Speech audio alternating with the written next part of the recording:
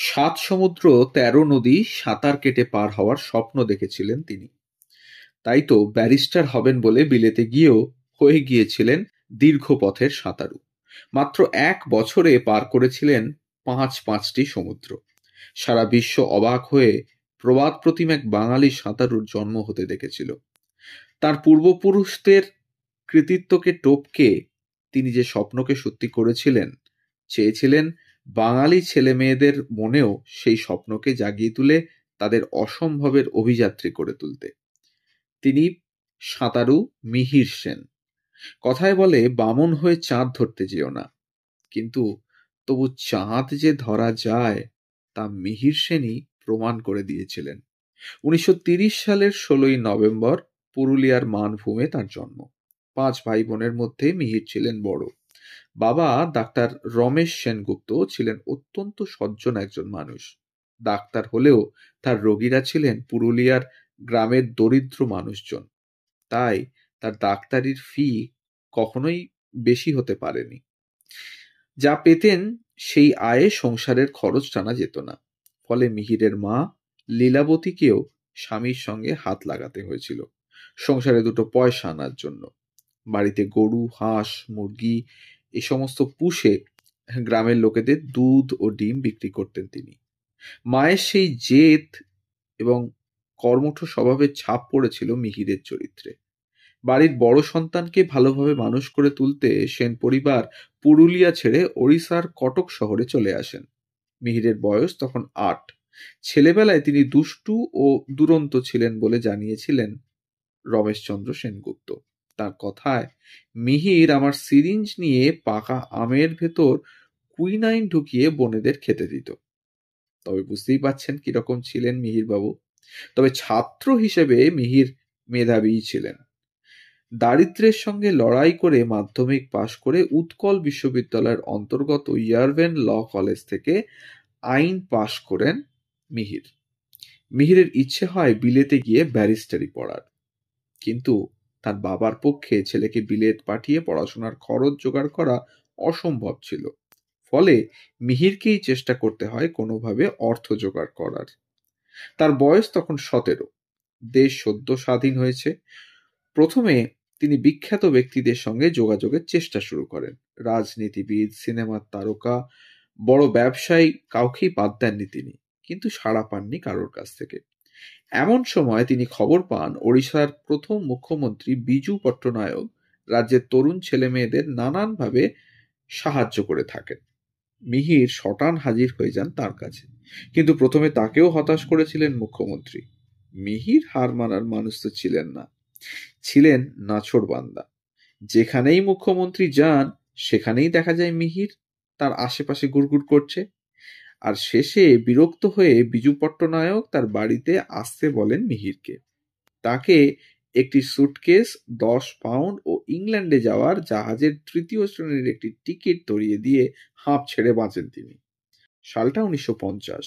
মিহিরের বয়স তখন ২০। ইংল্যান্ডে পৌঁছে মিহিরের দরকার ছিল যে কোনো ধরনের একটা কাজ। রোজগার ছাড়া তার পক্ষে ইংল্যান্ডে থাকাই তো অসম্ভব ছিল। অনেক খুঁজে একটি রেল স্টেশনে রাতের কুলি হিসেবে কাজ পান, কিন্তু ৭ রাত হাড় ভাঙা খাটুনির পরে এক রাতে কাজের সময় তিনি ঘুমিয়ে পড়েছিলেন। ফলে কাজ থেকে বরখাস্ত করা হয় তাকে। তিনি মরিয়া হয়ে আবার কাজ খুঁজতে শুরু করেন। খবর পান ভারতীয় দূতাবাস বা ইন্ডিয়ান হাউস এর লোক নেওয়া হচ্ছে। কৃষ্ণ মেনন তখন ভারতের রাষ্ট্রদূত হিসেবে সেখানে নিযুক্ত ছিলেন। অনেক চেষ্টায় মিহির তার সঙ্গে দেখা করেন, কিন্তু মেনন তাকে চাকরি দিতে রাজি হয় না। এবারও হাল না ছেড়ে লেগে পড়েন মিহির। বহু দৌড়ঝাঁপ অনুরোধের পর ইন্ডিয়া হাউসে একটি চাকরি জোটে। দিনটা ছিল ২১শে নভেম্বর ১৯৫১। এই চাকরি অবশেষে তাকে স্বনামধন্য অনারেবল সোসাইটি অফ লিঙ্কন ইনে যোগ দেওয়ার সুযোগ করে দেয়। সারাদিন তিনি ইন্ডিয়া হাউসে কাজ করতেন আর রাতে পড়াশোনা। আইন কলেজের ক্লাসে যাওয়ার আর্থিক সামর্থ্যটুকুও তার ছিল না। তাই তিনি লাইব্রেরি থেকে বই এনে বাড়িতেই পড়তেন। ছাত্র জীবনের এই কষ্টের দিনগুলোর মধ্যেই লন্ডনের ইন্টারন্যাশনাল ইয়ুথ হস্টেলের এক নাচের অনুষ্ঠানে তার সঙ্গে পরিচয় হয় বেলা ওয়েনগার্টেনের। বেলা লিঙ্কন ইনের অফিসে টাইপিস্টের কাজ করতেন। পরবর্তী জীবনে বেলাকে তিনি বিয়ে করেন। 1954 সালের 9 ফেব্রুয়ারি মিহির সেন ব্যারিস্টার পরীক্ষায় পাশ করেন। সেই 20 বছর থেকে অবিশ্রান্ত চেষ্টা ও সংগ্রামের পর 24 বছর বয়সে পৌঁছে তিনি যেন এই প্রথম একটু হাঁফ ফেলার ফুরসত পান। যে স্বপ্ন নিয়ে একদিন তিনি কটক শহর ছেড়েছিলেন, সেই স্বপ্ন অবশেষে সত্যি হয়। কিন্তু তার জীবন তখনও তীরে ভেড়বার জন্য তৈরি ছিল না। তখনই একদিন খবরের কাগজে একটা খবর তাকে আবার নতুন এক স্বপ্নের সামনে এসে দাঁড় করিয়ে দেয়। খবরটা ছিল ফ্লোরেন্স চ্যাডউইক নামের এক আমেরিকান সাঁতারুকে নিয়ে। ফ্লোরেন্স হলেন প্রথম মহিলা যিনি 1950 সালে সাঁতারের ইংলিশ চ্যানেল পার করার সাধ্য রেখেছিলেন। সে যুগে ইংলিশ চ্যানেল পার হওয়াকে জীবনের বিরাট এক সাফল্য বলে মনে করা হতো। মিহিরের মনে হয়েছিল তিনি ইংরেজ তথা সারা বিশ্বকে দেখিয়ে দেবেন স্বাধীন ভারতের এক তরুণও এই কাজ করতে পারে। ঠিক করলেন তিনিও সাঁতার কেটে ইংলিশ চ্যানেল পার হবেন। পড়ে রইল ব্যারিস্টারি করার স্বপ্ন। চেষ্টা করতে লাগলেন কিভাবে এই অসাধ্য সাধন করবেন। এদিকে তিনি তখনও ভালো করে সাঁতার কাটতেই জানেন না। তিনি অর্থ সাহায্য চেয়ে শটান চিঠি লিখলেন জওহরলাল নেহেরুকে। ভাবেননি সেই চিঠি কোনোদিন প্রধানমন্ত্রী সচিবের টেবিল অবধি পৌঁছবে। দীর্ঘ সমুদ্র সাঁতার একা কোনো ব্যক্তির দ্বারা সম্ভব হয় না। একজন সাঁতারুর সঙ্গে একদল কর্মী তার পাশে পাশে সমুদ্রে ভেসে চলেন। এদের মধ্যে কেউ তার ট্রেনার, একজন থাকেন যিনি মেগাফোন মুখে সাঁতারুর সঙ্গে যোগাযোগ রাখতে রাখতে চলেন, একজন সরকারি পর্যবেক্ষক টর্চ হাতে লক্ষ্য রাখেন সাঁতারুর নিয়ম অনুযায়ী সাঁতার কাটছেন কিনা। এরা সকলেই সাঁতারুর সঙ্গে চলা পাইলট বোটে থাকেন। এছাড়াও একটি ডিঙি নৌকোয় একজন কর্মী সাঁতারুর পাশে পাশে বেয়ে চলেন, প্রয়োজনে সাঁতারুকে জল থেকে তুলে নেওয়ার জন্য। পুরো ব্যবস্থাটাই খরচ সাপেক্ষ এবং মিহিরের চিঠি পৌঁছেছিল। নেহেরু উৎসাহ দিয়ে অর্থ সাহায্যও পাঠিয়েছিলেন, কিন্তু তা প্রয়োজনের তুলনায় একেবারেই যথেষ্ট ছিল না। জানা যায় মিহির সেনের লেখা থেকে সরকার থেকে টাকা পেলাম বটে, তা দিয়ে ট্রেনিংটুকু হলো। কোনো ট্রেনার বা কোচ রাখা গেল না। বই পড়ে অন্যদের সাঁতার কাটা দেখে আমেরিকার সাঁতার পদ্ধতি বা আমেরিকান ক্রল শিখতে চেষ্টা করতাম। শুরু হলো লন্ডনের YMCA-তে সাঁতার শেখা। দিন নেই রাত নেই। অনেকেই হয়তো তাকে পাগল ভেবেছিলেন, কিন্তু সদ্য স্বাধীন এক দেশের তরুণ ভাবছিলেন অন্য কথা। তার মনে হয়েছিল যদি ইংলিশ চ্যানেল পার হতে পারেন, স্বাধীন ভারতের তরুণ সমাজের কাছে প্রমাণ হয়ে যাবে জীবনের সবচেয়ে বড় জিনিস হলো ঝুঁকি নিতে পারার সাহস।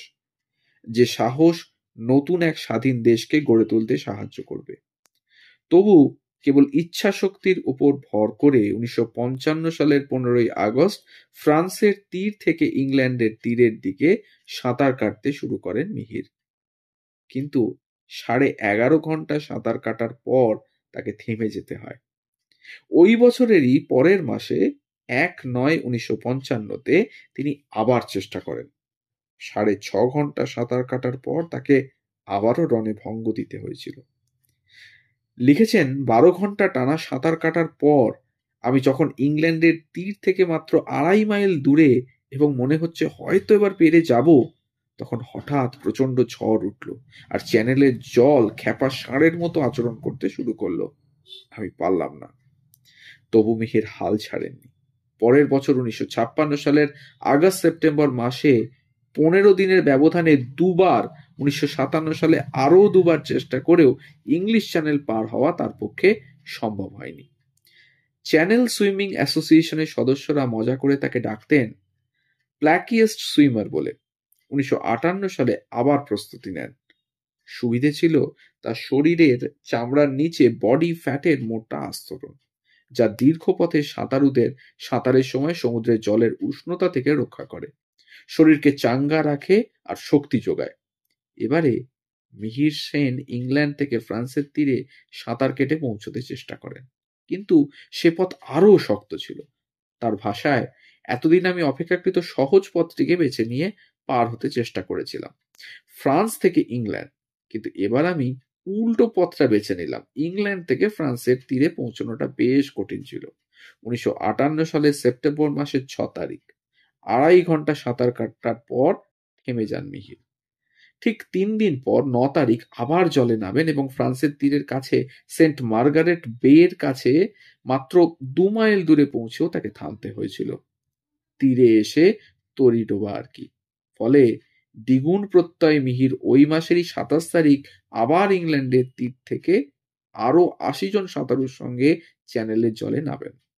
1958 27 সেপ্টেম্বর সপ্তমবারের চেষ্টায় 14 ঘন্টা 45 মিনিট সাঁতার কাটার পর 80 জনের মধ্যে 19 জন শেষ অবধি ফ্রান্সের তীরে পৌঁছতে পেরেছিলেন। আর এদের মধ্যে একজন ছিলেন মিহির সেন। সেই ভোরে ফ্রান্সের তীরে পৌঁছে ঠান্ডায় কাঁপতে কাঁপতে জলে ভেজা ভারতের জাতীয় পতাকা তুলে ধরে ইংলিশ চ্যানেলের গর্জন ছাপিয়ে গেয়ে উঠেছিলেন জাতীয় সঙ্গীত। তার মনে পড়েছিল সদ্য স্বাধীন এক দেশের অগণিত তরুণ তরুণীর কথা আর বান্ধবী বেলা ওয়েনগার্টেনের কথা, যার উৎসাহেই তিনি এই অসম্ভবের যাত্রায় সামিল ও সফল হয়েছিলেন। মিহির ভারতে ফেরেন জাতীয় বীর হয়ে। 1959 সালে ভারতের তৎকালীন প্রধানমন্ত্রী পণ্ডিত জওহরলাল নেহেরু তাকে পদ্মশ্রী পদকে ভূষিত করেন। তার জন্য নির্ধারিত রেখেছিলেন আরও অনেক কিছু। মিহির সেনের পক্ষে এখানেই থেমে যাওয়া সম্ভব ছিল না। তিনি 7 সমুদ্র পার হওয়ার স্বপ্ন দেখতে শুরু করেন, যার নাম দিয়েছিলেন অপারেশন 7 সিজ। সেই স্বপ্নেরই ফল 1966 সালে শ্রীলঙ্কা ও ভারতের মধ্যবর্তী জলপ্রণালী, যা পক স্ট্রেট নামে খ্যাত, সেই প্রণালীর সাঁতরে পার হওয়া। এই অভিযানের জন্য নৌবাহিনীর একটা বোট ভাড়া করার অর্থের সবটাও মিহির জোগাড় করে উঠতে পারেননি। তখন মরিয়া হয়ে যাত্রা শুরুর কয়েকদিন আগে তিনি ইন্দিরা গান্ধীকে অর্থ সাহায্য চেয়ে চিঠি লেখেন। পাশে দাঁড়ান ইন্দিরা গান্ধী, সহায়তা করে ভারতের নৌবাহিনী।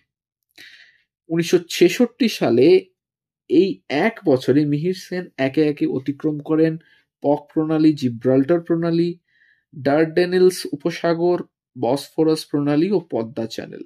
সমুদ্রের জলে বিষধর সাপ ও হাঙরের আক্রমণ এড়িয়ে বরফের চেয়েও ঠান্ডা জলে ঘন্টার পর ঘন্টা তাকে সাঁতার কাটতে হয়েছিল।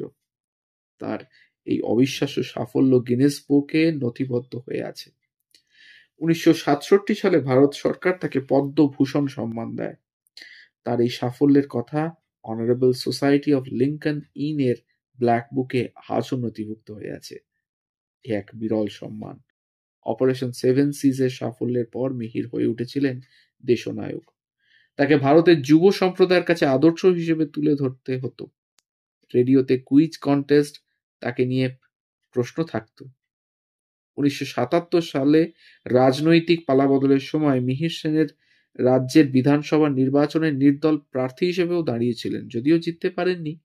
তবে সেই রাজনৈতিক পালাবদল ও তার পরবর্তী রাজনৈতিক পরিবেশ মিহির সেনের জীবনে অভিশাপের মতো নেমে এসেছিল।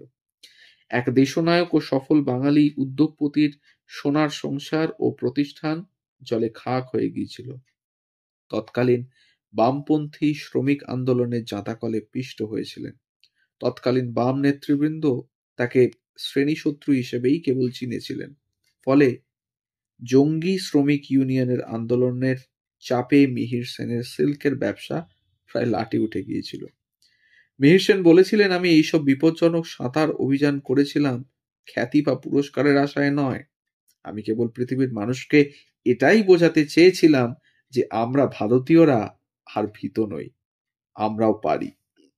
সদ্য স্বাধীন এক জাতির এক স্বাধীন নাগরিকের এই মনন কি আজ বোঝা হয়তো সহজ হবে না। 66 বছর বয়সে ডিমেনশিয়ায় আক্রান্ত হয়ে 1997 সালের 11 জুন চলে যান মিহির সেন। শুধু রেখে যান তার কীর্তি ও দূরকে জয় করার অভূতপূর্ব প্রেরণা। এই ছিল আজকের গল্প, মিহির সেনের অদম্য লড়াইয়ের গল্প, যা অনুপ্রাণিত করবে আপামর ভারতবাসীকে। আমরা এই আশা রাখব। অনেকেই হয়তো মিহির সেনের নাম জানেন, আবার জানেনও না। অনেকেই হয়তো তার কীর্তি হয়তো ছিটে ফোটা জানেন, কিন্তু অপারেশন 7 সিজ এর কথা হয়তো অনেকেই জানেন না। ঠিক কতবার তিনি ব্যর্থ হয়ে তারপর সাফল্য পেয়েছিলেন, এই ব্যর্থতার কথাও হয়তো অনেকে জানেন না। তাই মিহির সেনকে কুর্নিশ জানিয়ে, এক স্বাধীন ভারতের এক তরুণকে কুর্নিশ জানিয়ে আজকে আমাদের শ্রদ্ধার্ঘ মিহির সেনকে নিয়ে আমাদের এই গল্প। আমাদের গল্পগুলো যদি ভালো লাগে তাহলে আমাদের চ্যানেলটিকে সাবস্ক্রাইব করে একটু পাশে থাকবেন, বেল আইকনটিকে প্রেস করে নেবেন, যাতে পরবর্তী গল্প খুব তাড়াতাড়ি আপনাদের কাছে পৌঁছে যায় তার জন্য।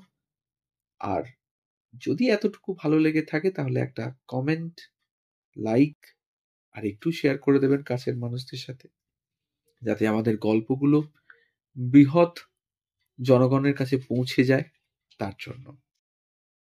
সবাই ভালো থাকুন, মিহির সেনের আদর্শে আদর্শীভূত হন, ভারতের যুব সমাজ আরো এগিয়ে আসুক ভারতকে পৃথিবীর বুকে চেনানোর জন্য। আর শুনতে থাকুন গল্প যেখানে সত্যি। ধন্যবাদ।